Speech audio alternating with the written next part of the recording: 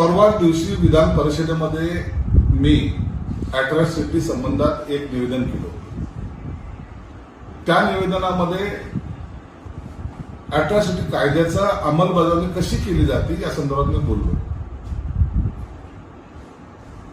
जर एखाद्याने समाजावर, दलित समाजावर जर आम्ही अत्याचार केला असेल तर तातडीने गुन्हा दाखल हा केला जाईल, परंतु त्याची आयोगातर्फे चौकशी सुद्धा केली जाईल आणि नंतर त्याला अटक केली जाईल. हे माझं स्पष्ट मत मी या विधान परिषदेमध्ये मांडलं.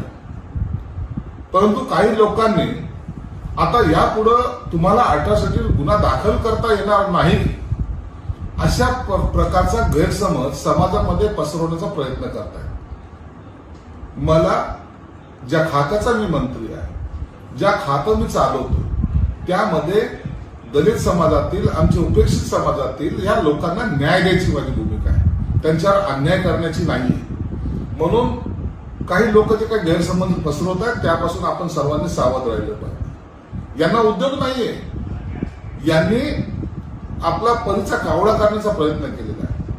दलित समाजावर, माझ्या बांधवावर, भगिनीवर कुठेही अन्याय होणार नाही याची काळजी घेण्याचं काम हे माझं आहे.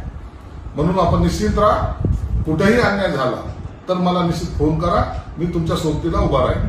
धन्यवाद. जय भीम.